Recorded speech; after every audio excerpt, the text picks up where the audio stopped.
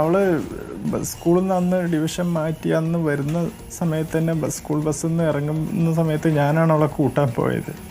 School ബസ്സിൽ നിന്ന് ഇറങ്ങി ആ നിമിഷം തന്നെ അവൾ എന്നോട് പറഞ്ഞത് വെച്ചാൽ ഞാൻ ക്ലാസ്സിൽ ഞങ്ങളെ ഷഫിൾ ചെയ്തു, അതുകൊണ്ട് ഞാൻ കുറേ കരഞ്ഞു എന്ന് പറഞ്ഞു. അപ്പോൾ അവളെ അനിയത്തി എൻ്റെ കൂടെ ഉണ്ട്. അവളും ചേച്ചി കുറേ കരഞ്ഞു, അവള് ബസ്സിൽ നിന്നെല്ലാം കരയായിരുന്നു പറഞ്ഞു. എല്ലാവർക്കും നമസ്കാരം. ഒരു അച്ഛന്റെ സങ്കടമാണ് നിങ്ങൾ മുമ്പ് കേട്ടത്. ഒരു അച്ഛനും ഇങ്ങനെ സംഭവിക്കരുത് എന്ന് മാത്രമാണ് നമുക്ക് പറയാനുള്ളത്. ഒരു സ്കൂളിന്റെ തെമ്മാടിത്തരം കൊണ്ട് നഷ്ടപ്പെട്ടത് ഈ അച്ഛന് സ്വന്തം മകളെയാണ്. പഠിപ്പിക്കാൻ വേണ്ടി സ്കൂളിലേക്ക് പറഞ്ഞയക്കുന്നതാണ്. അപ്പോൾ ഈ സ്കൂളിന്റെ അധികൃതർക്കും അതോടൊപ്പം തന്നെ അവിടുത്തെ ടീച്ചർമാർക്കും ഒരേ ഒരു വാശി, അവർക്ക് അവരുടെ സ്കൂളിനെ 100% വിദ്യാഭ്യാസത്തിന്റെ മൂർധന്യാവസ്ഥയെ കൊണ്ടുപോകണമെന്നും അവർക്ക് 100% വിജയം കിട്ടണമെന്നുമുള്ള ഒരു ആഗ്രഹം കൊണ്ട് ഈ പറയുന്ന കുട്ടികളെ ഡിഗ്രേഡ് ചെയ്യിക്കുക, മറ്റുള്ള കുട്ടികളുടെ മുമ്പിൽ വെച്ച് അപമാനിക്കുക, അതോടൊപ്പം തന്നെ മാതാപിതാക്കളുടെ മുമ്പിൽ വെച്ച് അപമാനിക്കുക, ഇങ്ങനെയുള്ള കാര്യങ്ങളാണ് ഇവിടെ ഈ പറയുന്ന സ്കൂളിൽ നടന്നിട്ടുള്ളത്. ഞാൻ ഈ പറയുന്നത് പാലക്കാട് ശ്രീകൃഷ്ണപുരം എന്ന് പറയുന്ന സ്ഥലത്തെ സെന്റ് ഡൊമിനിക് സ്കൂളിനെ കുറിച്ചാണ് പറയുന്നത്. അതൊരു ഗവൺമെന്റ് സ്കൂളാണ്. ഇവിടുത്തെ കുറെ സിസ്റ്റർമാരുണ്ട്, അതോടൊപ്പം തന്നെ അവിടുത്തെ കുറച്ച് അധ്യാപകരുണ്ട്. അവർക്ക് വേണ്ടത് എന്താണ്? ആ സ്കൂളിനെ എന്തോ ഒരു പ്രശസ്തിയിൽ കൊണ്ടെത്തിക്കണം. ആദ്യം പ്രശസ്തി ഉണ്ടാക്കുന്നത് കുഞ്ഞുങ്ങളെ സ്നേഹിച്ചിട്ടാണ്. അല്ലാതെ നിങ്ങളുടെ താല്പര്യത്തിനനുസരിച്ച്, നിങ്ങളുടെ സ്കൂളിന്റെ പ്രതാപത്തിനനുസരിച്ച് കുട്ടികളെ നശിപ്പിക്കുകയല്ല വേണ്ടത്. ഇവിടെ സംഭവിച്ചത് ഒരിക്കലും നമുക്ക് അംഗീകരിച്ചു കൊടുക്കാൻ പറ്റാത്ത ഒരു കാര്യമാണ്. പഠിച്ചില്ലെന്ന് പറഞ്ഞു കഴിഞ്ഞാൽ ആ കുട്ടിയെ പറഞ്ഞ് മനസ്സിലാക്കാം, അല്ലെങ്കിൽ അവർക്കൊരു അടി കൊടുക്കാം. അല്ലാതെ കുറച്ച് മാർക്ക് കുറഞ്ഞു പോയെന്ന് പറഞ്ഞുകൊണ്ട് ആ കുട്ടികളെ മറ്റുള്ളവരുടെ മുമ്പിൽ തരം താഴ്ത്തുകയല്ല വേണ്ടത്. അതിനുവേണ്ടി ഈ പറയുന്ന മാർക്ക് കുറഞ്ഞ പിള്ളേരെ എല്ലാം കൊണ്ടുപോയിട്ട് ഏറ്റവും പഠിക്കത്തില്ല എന്ന് പറഞ്ഞ ഒരു കൂട്ടം പിള്ളേരുടെ കൂടെ കൊണ്ടുവെക്കുക. അപ്പോഴത്തേന് ഇവരുടെ ഇതുവരെ ഉണ്ടായിരുന്ന കൂട്ടുകാരെയൊക്കെ നഷ്ടപ്പെടുക. ഇതൊക്കെ അവർക്കുണ്ടാകുന്ന മാനസിക സംഘർഷങ്ങൾ അധികമാണ്. ഇങ്ങനെയൊക്കെ ചെയ്യുന്ന സ്കൂളുകൾ അടച്ചു പൂട്ടി കളയണം. പണ്ട് നമ്മളൊക്കെ പഠിച്ചിരുന്ന സമയത്ത് ഇതേപോലെ ഉണ്ടായിരുന്നു. അന്ന് വേറൊരു രീതിയിലെങ്കിൽ ഇന്ന് വേറൊരു രീതിയിലാണെന്ന് മാത്രം. അത്രയേ ഉള്ളൂ. ഇവിടെ ആഷിർ നന്ദ എന്ന് പറയുന്ന പെൺകുട്ടിക്ക് സംഭവിച്ചതും, ഈ പെൺകുട്ടി ജയിച്ച് 9ാം ക്ലാസ്സിൽ എത്തിയതാണ്. എന്നിട്ട് ഈ പെൺകുട്ടിക്ക് അവിടെ വെച്ച് ഒരു എക്സാം നടത്തുകയും അതിൽ കുറച്ച് 1.5 മാർക്ക് കുറഞ്ഞുപോയി എന്നുള്ള ഒരു കുറ്റത്തിന് ഈ പെൺകുട്ടിയുടെ ഇന്ന് എഴുതി മേടിക്കുകയാണ്. നിന്നെ ഞങ്ങൾ ഇനി 8ാം ക്ലാസ്സിലേക്ക് തിരിച്ചുവിടും എന്ന് പറഞ്ഞ ആ കുട്ടിയെ ഭീഷണിപ്പെടുത്തുന്നു, മറ്റു കുട്ടികളുടെ മുമ്പിൽ വെച്ച് അപമാനിക്കുന്നു. അത് മാത്രമല്ല, ഈ പറയുന്ന 9ാം ക്ലാസ്സിലേക്ക് എത്തിയ കുട്ടിയെ ഏറ്റവും കൊണ്ടുവന്ന് ഈ ഡിവിഷനിൽ കൊണ്ടുവെക്കുന്നു. ഇപ്പൊ കുട്ടി ആദ്യം A ഡിവിഷനിലായിരുന്നു, ഇവിടെ നിന്നും കൊണ്ടുപോയി ഈ ഡിവിഷനിലേക്ക് മാറ്റുന്നു. എന്ത് തരതാഴ്ന്ന പരിപാടിയാണ് ഇവർ കാണിച്ചത്. ഇതൊരിക്കലും അംഗീകരിക്കാനായിട്ട് പറ്റത്തില്ല. എന്തായാലും ഈ കാണുന്ന സിസ്റ്ററാണ് സ്റ്റെല്ല എന്ന് പറയുന്ന പുള്ളിക്കാരി. ഈ പുള്ളിക്കാരിയാണ് ആ സ്കൂളില് ഏറ്റവും കൂടുതൽ പരിപാടികൾ കാട്ടിയിട്ടുള്ളത്. എനിക്ക് കുറെ മെസ്സേജ് വന്നിരുന്നു ഞാൻ കഴിഞ്ഞ വീഡിയോ ഇട്ടപ്പോൾ. അതിൻ്റെ അകത്ത് വന്നതും ഇതാണ്, ഈ സ്റ്റെല്ലയെ കുറിച്ചാണ്. ഈ പറയുന്ന പുള്ളിക്കാരി ഒരു ടീച്ചർ എന്ന നിലയിൽ വിദ്യാർത്ഥികളോട് കാണിക്കേണ്ട രീതിയല്ല ചെയ്തിരിക്കുന്നത്. ഇതുപോലെ നമ്മൾ പഠിച്ചപ്പോഴും ഉണ്ടായിരുന്നു. പക്ഷെ അവരെ മാത്രം നമുക്ക് കുറ്റപ്പെടുത്താൻ പറ്റില്ല. ഈ ഒരു മാനേജ്മെന്റിൽ നടക്കുന്ന കാര്യങ്ങൾ അവർ പറഞ്ഞു വെച്ചിരിക്കുന്ന ഇങ്ങനെ ആയിരിക്കും. ടീച്ചർമാരെ, നിങ്ങൾ ഇങ്ങനെ കുട്ടികളോട് പെരുമാറണം. ഇവർക്ക് ഈ മാനേജ്മെന്റിന് വേണ്ടിയത് എന്താണ്? 100% വിജയം. അതുകൊണ്ട് തന്നെ ഈ ഒരു തെമ്മാടിത്തരം ഇവർ കാട്ടും. ഈ ഒരു വിഷയം ഒരിക്കലും നമുക്ക് അംഗീകരിച്ചു കൊടുക്കാൻ പറ്റത്തില്ല. ഈ സ്കൂൾ കാരണം ഒരു പെൺകുട്ടിയുടെ ജീവനാണ് നഷ്ടപ്പെട്ടിരിക്കുന്നത്. ഈ ഒരു വിഷയവുമായി ബന്ധപ്പെട്ട് ഈ പറയുന്ന ആഷിർ നന്ദയുടെ അച്ഛൻ പറയുന്ന ചില കാര്യങ്ങളുണ്ട്. പുള്ളിക്കാരന് സംസാരിക്കാൻ പോലും പറ്റാതെ ആണ് പുള്ളിക്കാരൻ സംസാരിക്കുന്നത്. കാരണം വാക്കുകൾ ഇടറുകയാണ്. അദ്ദേഹം പറയുന്ന കാര്യങ്ങളൊന്ന് കേട്ടു നോക്കി. ഏതച്ഛന് സഹിക്കാൻ പറ്റും? അദ്ദേഹം ഗൾഫിൽ കടന്ന് ഈ കുഞ്ഞുങ്ങളെ വളർത്തിയതാണ്. കഷ്ടപ്പെട്ട് കുഞ്ഞിനെ ഓരോ ദിവസവും ഫോൺ വിളിച്ചും അതോടൊപ്പം തന്നെ എങ്ങനെയാണ് ഒരു മക്കളുള്ളവർക്കേ അതിന്റെ ഇതറിയത്തുള്ളൂ. എത്രമാത്രമാണ് അങ്ങേര് ആ കഷ്ടപ്പെട്ട കുഞ്ഞുങ്ങളെ വളർത്തിയത്. അതുകൊണ്ട് വിദ്യാഭ്യാസത്തിൽ ഉന്നതി എത്തിക്കണമെന്നുള്ള ഒരു രീതി കൊണ്ടായിരിക്കും അവിടെ ആ സ്കൂളിൽ നിർത്തിയത്, ആ സ്കൂളിൽ ചേർത്തത്. ആ സ്കൂളിൽ LKG തൊട്ട് പഠിച്ചതാണ്. എന്നിട്ടാണ് ഈ ആളുകൾ ഇങ്ങനെ കാണിച്ചത്. LKG മുതൽ പഠിച്ച കുട്ടികൾ, കൂട്ടുകാരികളെല്ലാം കൂടെ കാണുമല്ലോ. അവരെല്ലാം വിട്ടിട്ടാണ് ഈ കുട്ടിയെ വേറൊരു ഡിവിഷനിലേക്ക് മാറ്റുകയും അതോടൊപ്പം തന്നെ ആ കുട്ടിയെ തോൽപ്പിച്ചിട്ട് 8ലേക്ക് ഇരുത്തുകയോ എന്നൊക്കെ പറയുമ്പോഴേ ആർക്കായാലും വിഷമം തോന്നില്ലേ? ഇതൊരു അച്ഛൻ പറയുന്ന കാര്യം നിങ്ങളൊന്ന് കേട്ടു നോക്കി. അവള് സ്കൂളിൽ നിന്ന് അന്ന് ഡിവിഷൻ മാറ്റി അന്ന് വരുന്ന സമയത്ത് തന്നെ സ്കൂൾ ബസ്സിൽ നിന്ന് ഇറങ്ങുന്ന സമയത്ത് ഞാനാണ് അവളെ കൂട്ടാൻ പോയത്. സ്കൂൾ ബസ്സിൽ നിന്ന് ഇറങ്ങി ആ നിമിഷം തന്നെ അവൾ എന്നോട് പറഞ്ഞത് വെച്ചാൽ ഞാൻ ക്ലാസ്സിൽ ഞങ്ങളെ ഷഫിൾ ചെയ്തു, അതുകൊണ്ട് ഞാൻ കുറേ കരഞ്ഞു എന്ന് പറഞ്ഞു. അപ്പോൾ അവളെ അനിയത്തി എൻ്റെ കൂടെ ഉണ്ട്. അവളും ചേച്ചി കുറേ കരഞ്ഞു, അവള് ബസ്സിൽ നിന്നെല്ലാം കരയായിരുന്നു പറഞ്ഞു. അപ്പം ഞാൻ പറഞ്ഞവളോടത്ത് എന്തിനാ കരയുന്നത്, ഷഫ്ലിങ് ക്ലാസ്സിൽ തന്നെ. ഞാൻ കരുതിയത് ഷഫിൾ ചെയ്ത് പറഞ്ഞ് സീറ്റ് അങ്ങോട്ട് മാറ്റിയിരുത്തി അവരെ ഫ്രണ്ട്സ് എല്ലാം ഒരേ ക്ലാസ് തന്നെയാണെന്നാണ് ഞാൻ കരുതിയത്. ഞാൻ പിന്നെ വീടെത്തുന്നവരെ അവളോട് ഇങ്ങനെ സംസാരിച്ചു. അപ്പോഴെല്ലാം ഇതുവരെ അവൾ അങ്ങനെ സഹിക്കാൻ പറ്റാത്തൊരു ഇതിലിങ്ങനെ എന്തെങ്കിലും പറഞ്ഞു കഴിഞ്ഞാൽ അതിന് മാത്രം മറുപടി മാത്രം പറഞ്ഞുകൊണ്ടാണ് അന്ന് വന്നത്. വീട്ടിൽ വന്ന് കുളിയെല്ലാം കഴിഞ്ഞ് ഭക്ഷണമെല്ലാം കഴിച്ച് ഇവിടെ കുറച്ച് നേരമെല്ലാം കളിച്ചതിന് ശേഷമാണ് അവൾക്ക് ട്യൂഷൻ എടുക്കുന്നുണ്ടായിരുന്നു വീട്ടിൽ തന്നെ. ആ സമയം വീടിൻ്റെ മുകളിലേക്ക് പോയി. പിന്നെ കുറച്ച് കഴിഞ്ഞ് വീട്ടിന് മുകളിൽ പോയി നോക്കുമ്പോഴാണ് അറിയുന്നത്. അപ്പോഴാവും അവൾക്ക് ആ മനസ്സിന് ആ ടെൻഷൻ വന്നിട്ടുണ്ടാവുക. ആ സമയത്ത് അപ്പോൾ ചിന്തിച്ചു കാണും. എന്റെ പൊന്നു പ്രേക്ഷകരെ, ആ പെൺകുട്ടിക്ക് എത്രമാത്രം മാനസികമായിട്ട് ബുദ്ധിമുട്ടുണ്ടാക്കിയിട്ടുണ്ടാകും ഈ സ്കൂളിലെ അധികൃതർ. ഇല്ല എങ്കിൽ ഈ പെൺകുട്ടി എന്തിനിങ്ങനെ ഒരു കടുകെ ചെയ്തു? നിങ്ങൾ തന്നെ പറ. അത് ആ വരുമ്പോ തന്നെ കരഞ്ഞോണ്ടാ വന്നത്. പിതാവ് ആശ്വസിപ്പിച്ചു. ആ അനിയത്തി കൊച്ചു അവിടെ പഠിക്കുന്നത്, അതും ആ അച്ഛനോട് പറഞ്ഞു കൊടുത്തു. എന്നിട്ടും ട്യൂഷനൊക്കെ കഴിഞ്ഞതിന് ശേഷം ഈ പെൺകുട്ടി രണ്ടാമത്തെ നിലയിലേക്ക് പോയിട്ടാണ് ഈ ഒരു കടുങ്കരി ചെയ്തത്. ഏത് പിതാവിനാണ് സഹിക്കാൻ കഴിയുക? നിങ്ങൾ തന്നെ പറഞ്ഞു. ഇങ്ങനെയുള്ള സ്കൂളുകളൊക്കെ അടച്ചു പൂട്ടി കളയണം. നമ്മളൊക്കെ പഠിക്കുമ്പോഴും ഇത് തന്നെയായിരുന്നു അവസ്ഥ. നമ്മളെയൊക്കെ ആണെങ്കിൽ പണ്ടൊക്കെ സ്റ്റാമ്പിന്റെ ഇതുണ്ടായിരുന്നു, സ്റ്റാമ്പ് തരുമായിരുന്നു. ആ സ്റ്റാമ്പിന്റെ ഒക്കെ പൈസ ഇല്ലെങ്കിൽ നമ്മളെ എന്ത് ചെയ്യും? വെളി നിർത്തും. പൈസ കൊണ്ടുവന്നിട്ട് അല്ലെ സ്റ്റാമ്പ് മേടിച്ചിട്ട് സ്റ്റാമ്പിന്റെ പൈസ തന്നിട്ട് നിങ്ങൾ ക്ലാസ്സിൽ കയറിയാൽ മതി എന്ന് പറഞ്ഞുകൊണ്ട് നമ്മളെ വെളി നിർത്തും. വെളി നിർത്തുന്ന സമയത്ത് എന്താണ്? വഴി കൂടെ പോകുന്നവരൊക്കെ നമ്മളെ നോക്കി ഇങ്ങനെ നിൽക്കും. എന്ന് നോക്കുമ്പോൾ ഇവൻ വെളിയില്ല. അന്നൊക്കെ നമ്മുടെ സാമ്പത്തിക അവസ്ഥ അങ്ങനെ ആയിരുന്നു. പലരും നിർത്തിയിട്ടുണ്ട്. എന്റെ വീഡിയോ കാണുന്ന പലരും ഈ ഒരു അനുഭവത്തിലൂടെ കടന്നു പോയിട്ടുള്ളവർ തന്നെയാണ്. അത് കഴിഞ്ഞതിന് ശേഷം ഈ ഒരു കാര്യം മാറി. പിന്നെ നമ്മൾ ഹൈസ്കൂളിലോട്ടൊക്കെ ചെന്ന് കഴിഞ്ഞാൽ പിന്നെ ഇതുപോലെ കുറച്ച് പഠിക്കാൻ മോശമായതുകൊണ്ട് നമ്മളെ കൊണ്ടുവന്ന് വേറെ ഡിവിഷനിലൊക്കെ കൊണ്ടിരുത്തി മറ്റുള്ളവരുടെ മുമ്പിൽ നമ്മളെ തരം താഴ്ത്തുക, മറ്റുള്ളവരുടെ മുമ്പിൽ വെച്ച് നമ്മളെ അധിക്ഷേപിക്കുക, പഠിക്കാത്തവെന്ന് പറഞ്ഞുകൊണ്ട് നമ്മളെ കളിയാക്കുക. അവരെന്തോ വലിയ പഠിച്ച് കുറച്ച് മാർക്കുള്ളവരെ അവരെ വേറൊരു രീതിയിൽ കാണുക, നമ്മളെ വേറൊരു രീതിയിൽ കാണുക. അങ്ങനത്തെ ഒരു വേർതിരിവ് ഇവർക്കുണ്ടായിരുന്നു അന്നൊന്നും. പക്ഷെ നമ്മൾ എന്ത് ചെയ്യാനാ? നമ്മൾ ഇങ്ങനെയൊന്നും പ്രതികരിക്കാനോ ഒന്നുമില്ല. അവരെ ചെയ്യുന്നു. നമ്മൾ ആരോട് പറയണം? വീട്ടിൽ പറഞ്ഞു കഴിഞ്ഞാൽ അവർ പറയും നീ പഠിക്കാത്തോണ്ടാന്ന് പറയും.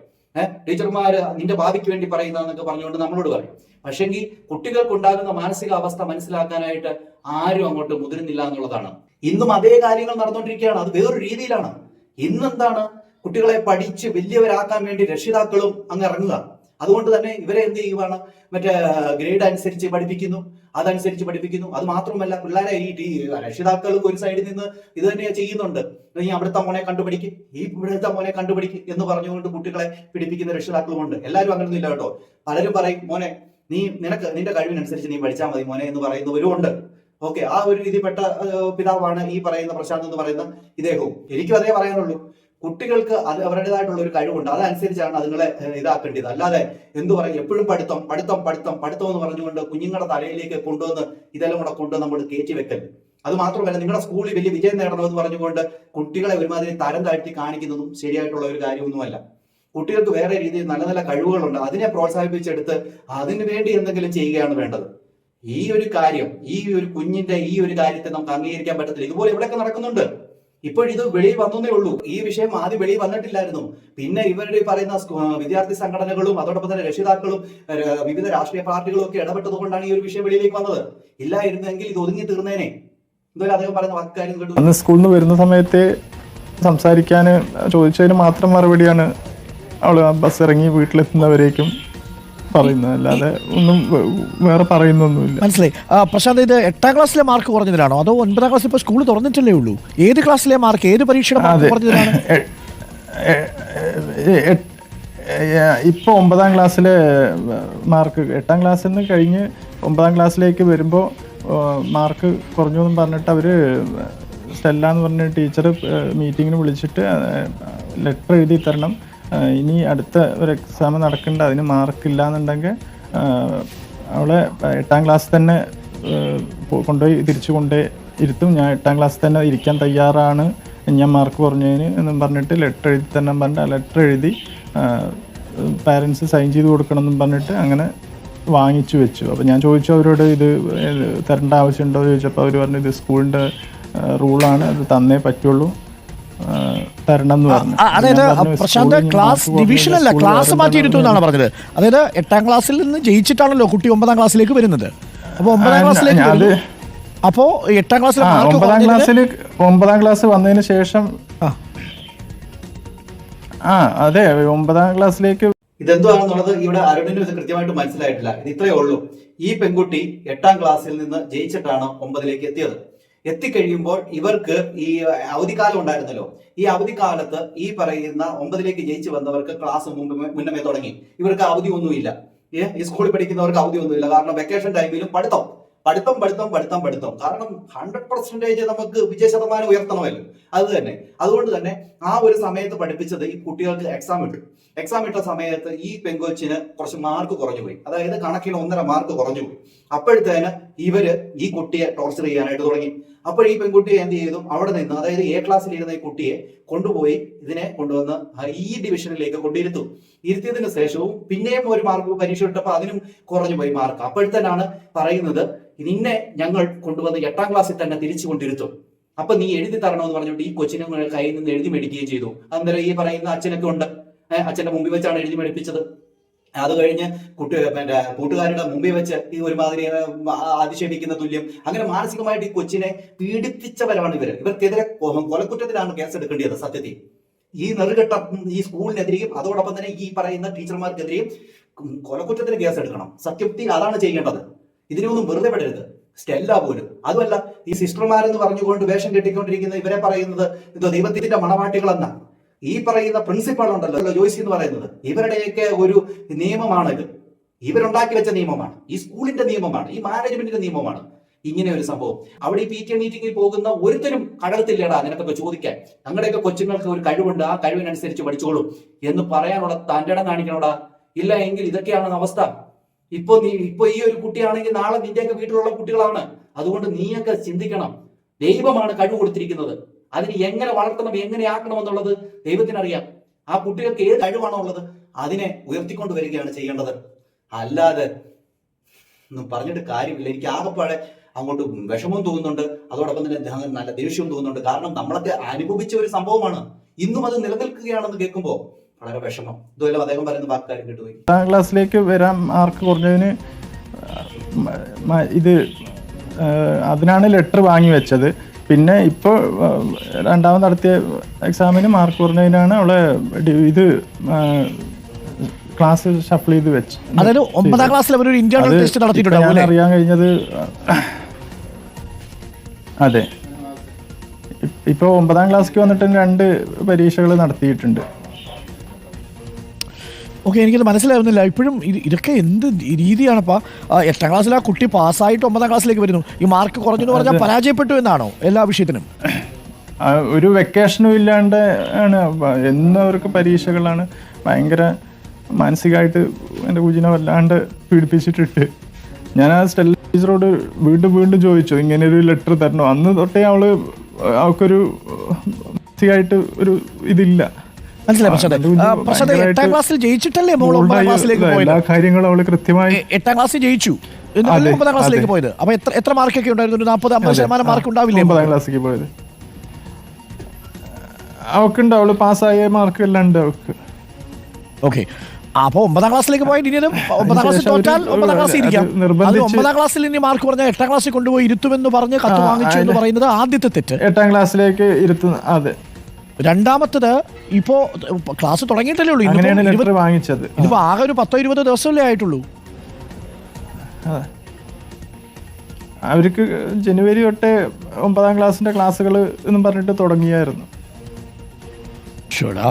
ഈ കുഞ്ഞിൻ്റെ അടുത്ത് അങ്ങനെയൊക്കെ ഇവർ എങ്ങനെ പെരുമാറുക? ഈ കുഞ്ഞ് എപ്പോഴെങ്കിലും ഇങ്ങനെ മാനസിക സമ്മർദ്ദമുള്ള വിവരം പറഞ്ഞിരുന്നോ പ്രശാന്ത്? ഇങ്ങനെ സ്റ്റെല്ല ടീച്ചറോ അല്ലെങ്കിൽ മറ്റു ടീച്ചർമാരോ? മാനസികമായിട്ട് അവള് അന്നാ ലെറ്റർ വാങ്ങിയതിന് ശേഷം മാനസികമായിട്ട് അത് ഭയങ്കര ഒരു സ്കൂളിന്റെ കാര്യം പറഞ്ഞു കഴിഞ്ഞാൽ പിന്നെ മിണ്ടില്ല. അങ്ങനെ ഒരു അവസ്ഥയായിരുന്നു. സ്കൂളിന്റെ എന്തെങ്കിലും പഠിക്കേണ്ട കാര്യം അങ്ങനെ എന്തെങ്കിലും വന്നു കഴിഞ്ഞാൽ അവള് മിണ്ടില്ല.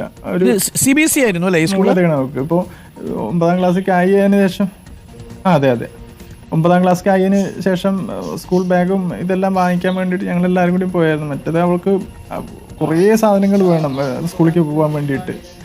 ഈ സമയത്ത് പോകുമ്പോൾ അവൾക്ക് ഒരു സാധനം വേണമെന്ന് അവള് എന്നോട് പറഞ്ഞില്ലായിരുന്നു. കാരണം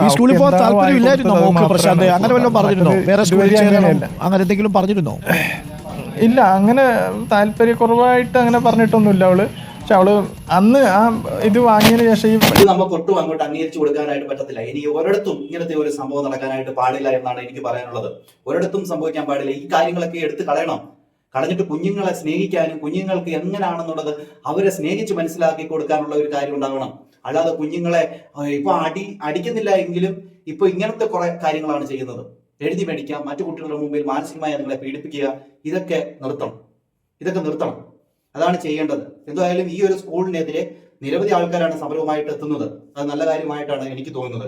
ഈ ഒരു വിഷയത്തിൽ നമ്മുടെ വിദ്യാഭ്യാസ മന്ത്രി ഒരു കാര്യം പറയുന്നുണ്ട്. അവർക്കെതിരെ നടപടി എടുക്കുമെന്നാണ് പുള്ളിക്കാരൻ പറഞ്ഞിരിക്കുന്നത്. എന്തുവായാലും ശക്തമായ നടപടികൾ ഉണ്ടാകണം. ഇങ്ങനെ കുറെ പ്രൈവറ്റ് സ്കൂളുകളൊക്കെ ഉണ്ട്. അവർക്ക് 100% വിജയം വേണമെന്നുള്ള ഒറ്റ ഇത് മാത്രമേ ഉള്ളൂ അവർക്ക്. അല്ലാതെ കുട്ടികളോട് ഒരു ആത്മാർത്ഥതയോ സ്നേഹമോ ഒന്നുമില്ല. കഴിഞ്ഞ പോലെ തന്നെ രക്ഷിതാക്കൾക്കും ഉണ്ട്. അവർക്കും ഈ ആരും ഗവൺമെന്റ് സ്കൂളിലേക്കൊന്നും വിടണമെന്ന് അവർക്ക് താല്പര്യമില്ല. അവർക്കൊക്കെ ഇത് തന്നെയാണ്. എന്റെ മകൾക്ക് വലിയ ഗ്രേഡ് കിട്ടണം. സ്വന്തം അയൽവക്കക്കാരോട് വരെ പറയും, എന്റെ മോക്ക് മൊത്തം A+, എന്റെ മോക്ക് മൊത്തം അതാ, എന്റെ മോള് പഠിക്കുന്ന ഇംഗ്ലീഷ് മീഡിയത്തില. അവർക്ക് മറ്റേത് പറയുന്നത് അങ്ങ് ഇത് ഉയർന്നു നിൽക്കണം, മറ്റുള്ളവരുടെ മുമ്പിൽ ഞങ്ങളുടെ പേര് ഉയർന്നു കാണണം എന്നുള്ള ഒരു ചിന്ത കൊണ്ട് ചിന്തിക്കുന്ന രക്ഷിതാക്കളുമുണ്ട്. എന്നാൽ അങ്ങനെ ചിന്തിക്കാത്ത രക്ഷിതാക്കളുമുണ്ട്. ഇവിടെ നടന്ന ഈ സ്കൂളിനെ പോലെ ചിന്തിക്കുന്ന എല്ലാ സ്കൂളുകളും ഒരു വിധത്തിൽ പൂട്ടിക്കെട്ടണമെന്നാണ് എനിക്ക് പറയാനുള്ളത്. കാരണം കുട്ടികളെ സ്നേഹിക്കാനാണ് പഠിപ്പിക്കേണ്ടത്. ഇങ്ങനെ ഒരു വേർതിരിവ് ഈ സ്കൂളിൽ തന്നെ കാണിച്ചാൽ ഈ കുട്ടികൾക്കും ഇവരുടെ മനസ്സിലും മറ്റുള്ളവരോട് വേർതിരിവല്ലേ കാണിക്കാൻ പറ്റും. ഇതൊക്കെ നിർത്തണം. സ്നേഹിക്കാൻ പഠിപ്പിക്കണം. അപ്പോൾ മറ്റുള്ളവരോടും സഹജീവികളോടൊക്കെ ഇവർക്ക് സ്നേഹമുണ്ടാകും. അതാണ് ചെയ്യേണ്ടത്. അല്ലാതെ ഇങ്ങനത്തെ തെമ്മാടിത്തരമല്ല കാണിക്കേണ്ടത് എന്നാണ് എനിക്ക് പറയാനുള്ളത്. എന്താണ് പ്രേക്ഷകരെ നിങ്ങൾക്ക് തോന്നുന്നത്? നിങ്ങളുടെ അഭിപ്രായങ്ങളും നിർദ്ദേശങ്ങളും മസ്റ്റായി കമന്റ് ചെയ്യാം. വീഡിയോ ആദ്യമായി കാണുന്നവർ ചാനൽ സബ്സ്ക്രൈബ് ചെയ്യുക. അടുത്തൊരു വീഡിയോ കാണുന്നവരേക്കും എല്ലാവർക്കും